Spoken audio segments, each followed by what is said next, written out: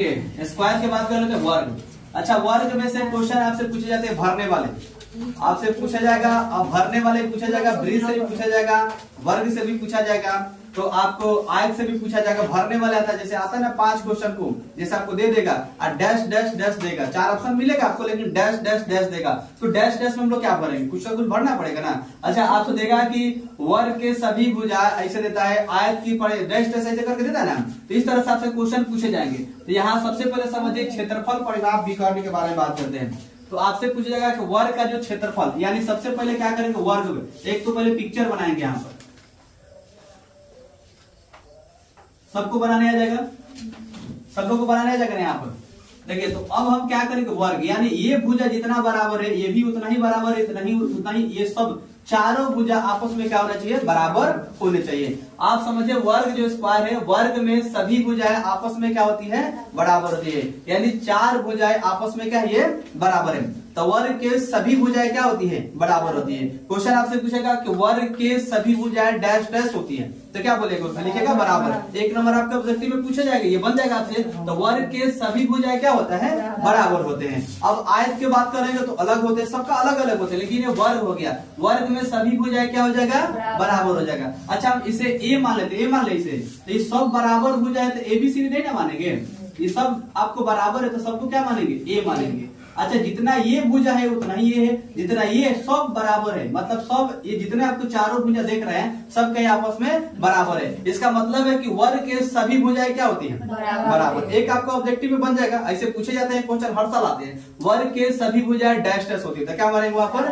बराबर। तो बराबर आपको माइंड में याद रखें, कैसे बराबर, देखिए तो इसका भुजा बराबर है, इसका भुजा बराबर है, इसका सब बराबर है कि नहीं है। तो अगर बात करते हैं कि ठीक है चलिए, तो वर्ग का क्षेत्रफल कैसे निकालेंगे, वर्ग का क्षेत्रफल होगा, मान लीजिए क्षेत्रफल निकालेंगे, नहीं निकालेंगे तो क्या करेंगे, क्षेत्रफल स्क्वायर कर देंगे, स्क्वायर करते तो सब में क्षेत्रफल निकल जाता है, तो लिख देंगे ए स्क्वायर, यानी हम लिख देंगे भुजा का स्क्वायर। अब भुजा का स्क्वायर कर देंगे तो मेरा क्षेत्रफल निकल जाएगा। भुजा के स्क्वायर का मतलब क्या, अब आपके एक ही गुना यहाँ पर दिया होगा भुजा का, उसको स्क्वायर कर देंगे तो आंसर निकल जाएगा। कितना आसान है, अरे समझ में ना। तो यहाँ पर भुजा के स्क्वायर यानी ए का वैल्यू दिया रहेगा, उसको स्क्वायर करिए, 2 बार गुना कर दीजिए, सर आपका आ जाएगा। अब देखिए आपसे पूछेगा परिमाप, तो परिमाप पूछेगा तो यानी मापे ना पूछ रहा है, एक है मान लीजिए, इसका पूछेगा, इसका परिमाप आपसे पूछेगा, तो हम परिमाप निकालेंगे। तो परिमाप निकालने के लिए सबसे आसान होता है, को इसमें है देखिए, तो 1 2 3 4 को है, तो क्या लिख देंगे उसको, 4a लिख दीजिएगा, 4a लिख दीजिए, हो गया आपका 4a ना है, तो कितना है आपको बताइए, तो 4। इसको ऐसे भी लिखा जाता है a plus a plus a, ऐसे नहीं लिखेंगे बोलो। तो मान लीजिए ऐसे जोड़ेंगे 1 2 3 4 को हो जाएगा, तो 4 नहीं लिखा जा सकता है, आराम से ऐसे लिखा जा सकता है। अब यहाँ पर ध्यान दीजिए, यहाँ पर थोड़ा सा आपको सोचना है कि 4 को है तो ये तो हो गया। अब आपसे पूछेगा विकर्ण, क्या पूछ रहा है आपसे, विकर्ण पूछ रहा है। तो विकर्ण इसमें कौन होता है, यही ना होता है, ये क्या हो गया आपका, विकर्ण हो गया। ठीक है, अभी विकर्ण हो गया, कितने भागों में बट गया, देखिए 2 बार। अच्छा, ऐसे भी तो मिला सकते हैं ना, ऐसे भी मिला, ये चेक कीजिए, विकर्ण बीच वाला हो गया, तो इसका जो वैल्यू अगर मान लेंगे, मान लीजिए कि a और a√2 इसे मान लीजिए, मान लेते हैं, तो इसका विकर्ण का सूत्र भी हो जाएगा, a क्या हो जाएगा, 2 हो गया, आ गया। तो आपका सूत्र भी लगभग आपको याद हो गया होगा, बहुत बेसिक है, यहाँ से आप समझिएगा तो लगभग सारा क्वेश्चन आपको बनाने आ जाएगा। अगर आपको समझ में नहीं आएगा, थोड़ा सा भी आपको डिफिकल्ट होगा तो समझिएगा आपको दिक्कत होगा। तो अब आप समझिए कि वर्ग का क्षेत्रफल होता है भुजा का स्क्वायर, अब परिमाप होता है, वर्ग के परिमाप क्या होता है 4a, और विकर्ण क्या होता है a√2, सबको याद रहेगा a√2।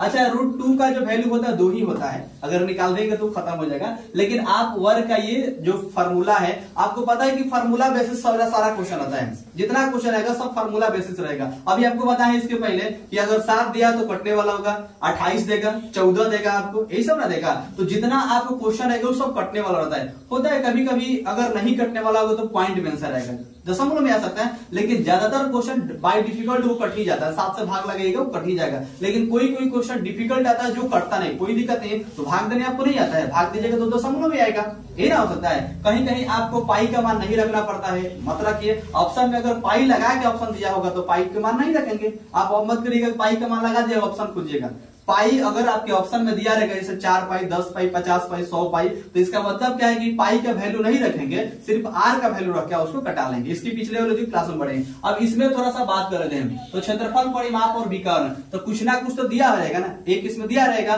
तो हम लोग समझ गए यहाँ पे क्षेत्रफल जो भुजा है इसका भुजा का मान दिया रहेगा। तो क्वेश्चन आपको क्या दिया रहेगा, भुजा के मान दिया रहेगा। ये समझ में आ रहा है आप लोग को? उतार लिया आप लोग, इस चित्र को भी उतार लीजिए जल्दी से। एक हम इसको एग्जाम्पल दे रहे हैं। अब देखते हैं, एक हम लोग एक उदाहरण लेते हैं, एक यहाँ पर हम लोग एग्जाम्पल लेते हैं। एग्जाम्पल में समझेंगे। यहाँ पर देखिए, अगर ए का वैल्यू मान लीजिए दिया होगा, ए का वैल्यू किसी का भुजा ए बराबर 5 सेंटीमीटर दिया हो या मीटर में दिया हो, सेंटीमीटर में दिया हो, मीटर में दिया हो या कोई चीज में किलोग्राम, केजी, कुछ भी दिया सकता है। यहाँ पर आप अपना से लगा लीजिएगा, आपके एग्जाम में ऑलरेडी दिया गया सेंटीमीटर, मीटर, एनीवेयर कुछ में भी दिया रहेगा। तो ए का वैल्यू कितना दिया रहेगा, 5, यानी आपको देगा वर्ग का एक भुजा 5 सेंटीमीटर है। देगा ना क्वेश्चन आपको कि वर्ग के किसी वर्ग की भुजा 5 सेंटीमीटर है, तो वर्ग का क्षेत्रफल, वर्ग का परिमाप और वर्ग का विकर्ण को निकालकर दिखाइए। अच्छा, तीनों थोड़े के बारे में पूछेगा, तीनों में से एक ही आपसे पूछेगा। वर्ग का क्षेत्रफल पूछ देगा, वर्ग का परिमाप पूछ देगा और वर्ग का विकर्ण पूछेगा। इसके अलावा तो कुछ पूछने वाला नहीं है। तो अब देखते हैं, मान लीजिए कि मेरे पास वर्ग का क्षेत्रफल अगर आ रहा है निकालने के लिए, एक में आएगा कि वर्ग का क्षेत्रफल निकालेंगे। किसका क्षेत्रफल निकालेंगे, वर्ग का। तो वर्ग का जब भी अगर हम क्षेत्रफल यहाँ पर निकाल रहे हैं तो ध्यान दीजिए, यहाँ पर वर्ग का क्षेत्रफल क्या होता है, भुजा स्क्वायर। यानी भुजा का जब स्क्वायर करेंगे तो आपको पता है ना कि भुजा कौन है, ऐसा तो चारों तरफ भुजा है ना, तो भुजा के स्क्वायर यानी ए का स्क्वायर करेंगे। ए का वैल्यू कितना दिया है, 5 सेंटीमीटर। 5 का क्या कर देंगे, स्क्वायर कर देंगे। सेंटीमीटर में तो लिखेंगे, 50 कितना हो जाएगा, 25 सेंटीमीटर स्क्वायर। स्क्वायर हो जाएगा यहाँ पर 25 सेंटीमीटर स्क्वायर। यानी यहाँ पर हम लोग समझ गए, चाहे आप वर्ग सेंटीमीटर भी लिख सकते हैं, वर्ग वही ना, 2 वर्ग होता है, तो आप लिख सकते हैं 25 सेंटीमीटर, आपको वर्ग सेंटीमीटर, तो हिंदी में लिखा वर्ग सेंटीमीटर तो लिख दीजिए, कोई दिक्कत नहीं, आना तो 25 सेंटीमीटर आपका हो जाएगा। डाउट है किसी को? तो वर्ग का क्षेत्रफल भी निकाल ले, आ गया। अब इसी क्वेश्चन पर हम सीखेंगे वर्ग का क्षेत्रफल मान लीजिए है, अब परिमाप पूछेगा। क्या पूछेगा आपसे, वर्ग का परिमाप पूछेगा। तो मान लीजिए कि वर्ग का परिमाप आपसे पूछ रहा है, तो परिमाप का तो फॉर्मूला पता है ना क्या होता है, 4 गुना भुजा 4a होता है ना आपको। अब देखिए 4 लिखेंगे, ए का वैल्यू कितना है, 5 है, 5 है ना आपका। तो मान लीजिए कि अब जब 5 है तो क्या करेंगे हम लोग, गुना करेंगे 4 से, तो 4 बजे कितना हो जाएगा, 20 सेंटीमीटर है तो सेंटीमीटर लिखेंगे यहाँ पर, परिमाप हो गया। अब तीसरा आपको क्या है, विकर्ण पूछ रहा है। क्या पूछ रहा है, वर्ग का विकर्ण पूछ रहा है। तो विकर्ण निकालेंगे ना, तो विकर्ण का फॉर्मूला क्या होता है, ए रूट क्या होता है, 2 होता है। ए का वैल्यू कितना है, 5 है, और 2 यहाँ पर रहेगा सेंटीमीटर स्क्वायर। आपका आंसर यहाँ पर आया समझ में। तो वर्ग का आपका एक भुजा दिया रहेगा, वर्ग का क्षेत्रफल निकालिए, वर्ग का परिमाप निकालिए, वर्ग का विकर्ण निकालिए, बहुत इजी में निकल जाएगा। आ गया। अब आपको दिया रहेगा ए बराबर, दूसरा आपको एग्जाम्पल दे यहाँ पर, ए बराबर मान लीजिए कि दिया है 10 सेंटीमीटर, 10 मीटर, निकाल के दिखाइए। तो ए बराबर 10 सेंटीमीटर, तो वर्ग का क्षेत्रफल, परिमाप, विकर्ण तीनों निकाल के जल्दी से दिखाइए। अब हम लोग पढ़ेंगे आयत। आयत में आपका यानी रेक्टेंगल। सबसे देखिए आयत में भी पूछा जाएगा 3 तरह से, आयत 3 तरह से पढ़ना है, क्षेत्रफल, परिमाप और विकर्ण। अब देखिए आयत, सबसे पहले तो एक आयत बना लेते हैं। आयत सबको बनाने आना चाहिए। यहाँ पर सबसे पहले हम क्या करते हैं, एक आयत बना लेते हैं। सब लोग को बनाने आ जाएगा आयत। यहाँ पर देखिए एक हमने क्या बना लिया, इसे आयत बना लिया। इसे हम लोग बोलते हैं लंबाई। क्या बोलते हैं इसे, लंबाई। इसे क्या बोलते हैं हम लोग, चौड़ाई बोलते हैं। तो देखिए आयत में क्या होता है कि आमने सामने की जो भुजा होते हैं वो बराबर होते हैं। आयत में आमने सामने की भुजा क्या होते हैं, बराबर होते हैं। अच्छा, जितना ये इसका माप होगा इतना इसका भी है, इतना इसका माप होगा, इसका भी इतना ही है। इसका मतलब अगर है एल ए बी है तो ए बी एल ना होगा, ए बी क्या हो जाएगा, बी हो जाएगा। यानी लंबाई चौड़ाई की अगर बात करते हैं, लंबाई चौड़ाई की अगर हम बात करते हैं तो जितना एक भुजा के सामने सामने, यानी आयत से आपसे क्वेश्चन पूछे जाएगा 1 नंबर के कि आयत में आपसे मान लीजिए पूछेगा कि लंबाई चौड़ाई ऊंचाई जो भी आपसे अगर पूछे क्वेश्चन, तो आपसे डैश डैश करके पूछेगा ना आपसे। तो आयत में क्या पूछेगा, आयत के भुजाएं डैश डैश होते हैं, यानी आमने सामने की भुजा क्या होते हैं, बराबर होते हैं। तो आमने सामने की भुजा आयत में क्या हो गया, बराबर हो गया। आपको आयत देखकर ही पहचान में जाए कि दो भुजाएं आपस में बराबर है, लेकिन कौन कौन, आमने सामने की भुजा बराबर है। तो देखिए इसका भी भुजा बराबर है, इसका भी भुजा बराबर, चारों आपस में बराबर नहीं होगा, चारों आपस में बराबर होगा तो क्या हो जाएगा, वर्ग बन जाएगा, स्क्वायर बन जाएगा। लेकिन ये आपका रेक्टेंगल, आप यहाँ पर ध्यान दीजिए कि आमने सामने की भुजा क्या है, इसमें बराबर। यहाँ तक क्लियर है। अब देखिए अगर बात करते हैं इसी में, तो क्षेत्रफल पूछ रहा है, क्षेत्रफल। तो क्षेत्रफल क्या होता है, एक लंबाई है, एक क्या है, चौड़ाई है। तो एल गुना क्या कर देंगे, बी, यानी लंबाई गुना चौड़ाई। इसे आप लिख सकते हैं लंबाई और गुना क्या चीज, चौड़ाई, यही हम लोग लिख सकते हैं। अब यहाँ पर ध्यान दीजिए, अब परिमाप पूछ रहा है, क्या पूछ रहा है आपका, परिमाप पूछ रहा है। तो परिमाप भी इसका होता है ना, यानी सबका माप क्या करेंगे हम लोग, सबका माप करेंगे। तो सबका माप करेंगे तो इसमें एल है और इसमें क्या है आपका, बी है। तो सबका जब माप करेंगे तो लंबाई को और चौड़ाई को लेंगे ना, लंबाई को लेंगे, किसको लेंगे, चौड़ाई को। तो लंबाई इसमें 2 बार है और चौड़ाई को बार है, 2 बार। तो 2 इधर लिख लीजिए और लंबाई को लिखिए एल और प्लस क्या हो जाएगा, दोनों को जोड़ेगा तब ना करेंगे। अच्छा दो को ना है, को है, दो को, तो दोनों को जोड़ क्या 2 से गुना कर देंगे तो निकल जाएगा यहाँ पर। अब देखिए विकर्ण की बात करते हैं, तो इसमें विकर्ण कौन है ना, होगा विकर्ण। अच्छा यहाँ से मिले चाहे ऐसे मिले, हो गया विकर्ण, क्या हो जाएगा आपका, विकर्ण हो जाएगा। आपसे क्या पूछ रहा है, विकर्ण पूछ रहा है, क्या पूछ रहा है आपको, विकर्ण। तो इसमें एक लंबाई होता है, एक इसमें भी चौड़ाई होता है, लेकिन ये होता है कि जब 20 से डिवाइडेड होगा, 2 भाग में बांट देता है, तो अंडर रूट इसका रूट लगा दीजिएगा, रूट का वैल्यू 2 होता है, 2 लगा दीजिएगा, और एल का स्क्वायर प्लस क्या हो जाएगा, बी का स्क्वायर। बस यही तो आपको फॉर्मूला हो गया। अरे समझ में, हाँ अच्छा समझ में आता है आप लोग, उसको समझ में नहीं आया, अरे समझे जी तब बोल रहे हैं। चलिए यहाँ तक डाउट है ना किसी को। तो यहाँ पर क्षेत्रफल हो गया लंबाई गुना चौड़ाई, परिमाप हो गया 2 इंटू लंबाई जोड़ चौड़ाई, और विकर्ण हो गया अंडर रूट एल के स्क्वायर प्लस बी का स्क्वायर। ये भी आपको समझ में आ गया। अब देखिए थोड़ा बात कर लेते हैं, एक उदाहरण देते हैं, यहाँ पर एक एग्जाम्पल यहाँ पर लिखते हैं।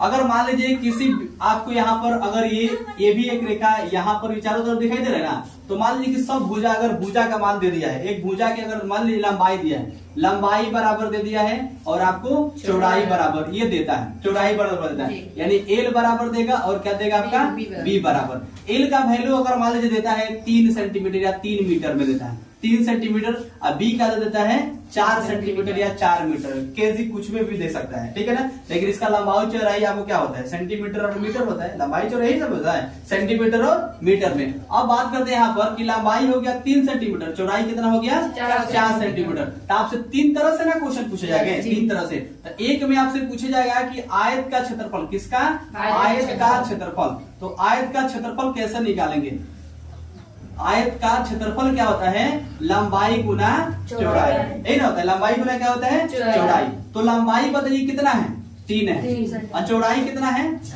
4 है। 4 3 कितना हो जाएगा, 12 सेंटीमीटर। क्षेत्रफल पूछ रहा है कितना हो जाएगा, 12 सेंटीमीटर। अब यहाँ पर हो गया लंबाई चौड़ाई, तो 3 में क्या करेंगे, 4 से गुना कर देंगे, तो 3 सेंटीमीटर गुना 4 सेंटीमीटर, गुना करेंगे तो स्क्वायर हो जाएगा, तो कितना हो जाएगा यहाँ पर 12 सेंटीमीटर स्क्वायर। अब दूसरा का क्वेश्चन है कि परिमाप किसका पूछ रहा है, आयत के, किसका पूछ रहे हैं, आयत का परिमाप। तो आयत का परिमाप जब भी निकालेंगे तो क्या होता है, 2 इंटू लंबाई जोड़ क्या होता है, चौड़ाई। तो 2 तो लिख देंगे ना, 2 तो लिख देंगे। लंबाई कितना है, 3, चौड़ाई कितना है, 4। अरे सबको समझना है। तो 4 और 3 कितना हो जाएगा, 7, 7 दूना कितना हो जाएगा, 14 सेंटीमीटर यहाँ पर हो गया। अब देखिए तीसरा की बात करते हैं, तो आयत का विकर्ण, क्या पूछ रहा है, आयत का विकर्ण। अब आयत का विकर्ण पूछ रहा है तो क्या होता है, अंडर रूट क्या होता है, एल का स्क्वायर प्लस बी का स्क्वायर। सबको आ रहा है समझ में। एल का वैल्यू कितना है, 3, और बी का वैल्यू कितना है, 4।